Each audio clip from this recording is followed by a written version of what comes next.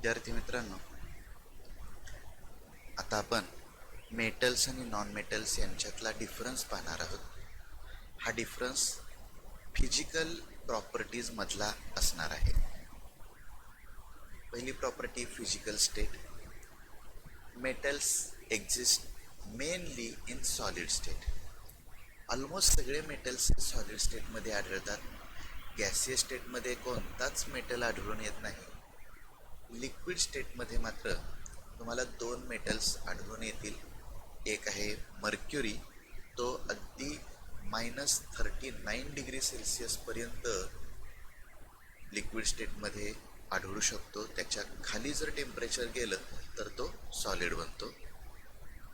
आणि गॅलियम जो आहे तो 29.7 डिग्री सेल्सिअसच्या वर जर टेम्परेचर असेल तर लिक्विड स्टेटमध्ये असतो, आणि 29.7 पेक्षा कमी जर टेम्परेचर झालं तर सॉलिड स्टेटमध्ये येतो. याउलट नॉन मेटल्स कसे आहेत? Some non metals are in solid state, some are in gaseous state. Solid स्टेटमधले नॉन मेटल्स जर बघायचे झाले तर फॉस्फरस, सल्फर हे एक्झाम्पल आपण विचारात घेऊ शकतो. गॅसियस स्टेटमध्ये जर पाहिलं तर ऑक्सिजन आहे, हायड्रोजन आहे, नायट्रोजन आहे. हे नॉन मेटल्स गॅसियस स्टेटमध्ये आहेत. नॉन मेटल्समध्ये फक्त एकच असं नॉन मेटल आहे की जे लिक्विड स्टेटमध्ये आहे, आणि ते म्हणजे ब्रोमीन. ओके. त्यानंतर पुढची प्रॉपर्टी आहे लस्टर. लस्टर म्हणजे चकाकी. कुठलाही मेटल त्याच्यावरती जर प्रकाश पडला तर तो चमकतो. यालाच म्हणतात लस्टर असं. Metals in their pure state have a shining surface. This property is called metallic luster. Metals possess luster. The metallic luster goes on decreasing due to exposure to atmospheric oxygen and moisture, and also in presence of some reactive gases. Metals जोपर्यंत pure फॉर्ममध्ये आहे तोपर्यंत lustrous असतात, पण जर ते वातावरणातल्या हवेमध्ये ऑक्सिजनशी जर रिॲक्ट झाले किंवा इतर काही रिॲक्टिव्ह गॅसेसशी जर रिॲक्ट झाले तर त्यांच्यावरती त्यांच्या कंपाऊंड्सचा थर बनतो. एस्पेशली तो ऑक्साईडचा थर असतो आणि त्याचा लस्टर कमी होतो. Non metals do not possess lustre. Non metals हे लस्ट्रस नाहीत. Iodine is the exception as its crystals are shining. तुम्ही आयोडीन पाहिलंय की नाही मला कल्पना नाही, परंतु आयोडीनचे ब्ल्यूइश कलरचे स्फटिक असतात, क्रिस्टल्स असतात, आणि हे प्रकाश पडला की चमकतात. त्यामुळे आपण आयोडीन हे एक्सेप्शन पकडतोय. त्याचबरोबर अजून एक एक्झाम्पल एक्सेप्शनचं जर विचारात घेतलं तर ते डायमंड आहे. डायमंड हे कार्बनचंच रूप आहे. डायमंड म्हणजे कार्बनच आहे, नॉन मेटल आहे, परंतु तुम्हाला माहिती आहे डायमंड चमकतात. त्यानंतर पुढची प्रॉपर्टी आहे hardness. Generally all metals are hard. सगळे मेटल हे हार्ड आहेत. हार्डनेस म्हणजे आपला शेप न चेंज करणं. एक्सटर्नल फोर्स लावल्यानंतर जर शेप चेंज होत असेल तर तो पदार्थ सॉफ्ट आहे असं म्हणतात, आणि जर त्याने शेप चेंज नाही केला तर हार्ड आहे असं म्हणतात.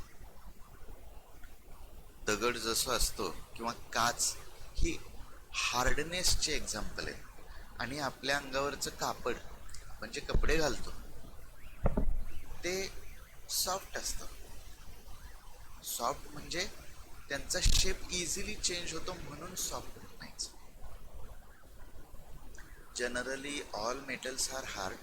However, the alkali metals from group 1 periodic table मधला फर्स्ट ग्रुप, त्यामधले जे मेटल्स आहेत त्यात alkali metals such as lithium, sodium, potassium are exceptions. These metals can be cut with knife as they are very soft. इतके मऊ आहेत की चाकून सहज कापता येतात, केक कापल्यासारखे. ओके. नॉन मेटल्स मध्ये काय आहे बघा, non metals are not hard. पण याचं एक्सेप्शन काय, diamond. Diamond which is an allotrope of carbon is the exception. Diamond हे असं कार्बनचं रूप आहे की जे अतिशय हार्ड आहे. जगातला सगळ्यात हार्ड सबस्टन्स जर कोणता असेल तर तो आहे डायमंड. तर हे यातलं एक्सेप्शन आहे. त्यानंतर कंडक्टिव्हिटी. कंडक्टिव्हिटी कशाची, तर हीट आणि इलेक्ट्रिसिटीची. All metals are good conductors of heat and electricity. Non metals are bad conductors of heat and electricity. आता ह्यात पण एक्सेप्शन आहे. नॉन मेटल्स मधलं कार्बन, कार्बनचं रूप ग्राफाईट. ग्राफाईट तुम्ही पाहिलं असेल, आपले जे सेल असतात त्या सेलच्या एक काळा रॉड तुम्ही बघितला असेल तर तो ग्राफाईटचा असतो. Graphite is an allotrope of carbon is an exception. काय आहे ग्राफाईट, एक्सेप्शन का आहे, तर graphite is a good conductor of electricity. बऱ्याचदा ग्राफाईटचा इलेक्ट्रोड म्हणून वापर केला जातो. त्यानंतर पुढची प्रॉपर्टी मॅलेबिलिटी अँड डक्टिलिटी. आता ह्या दोन प्रॉपर्टी आपण एकत्र विचारात घेतोय. मॅलेबिलिटी म्हणजे काय, तर some metals can be beaten into thin sheets. काही मेटल्सना तुम्ही जर हातोड्यानं ठोकलं तर त्याचा पत्रा होऊ शकतो. ते चपट होत जातं आणि त्याचा अगदी पत्रा तयार करता येतो. याला म्हणायचं मॅलेबिलिटी. आणि मेटल्सच्या तारा बनवता येतात. मेटल्स असे जर तुम्ही ओढून प्रेशर लावून जर ओढले तर त्याची तार बनते. याला म्हणतात डक्टिलिटी.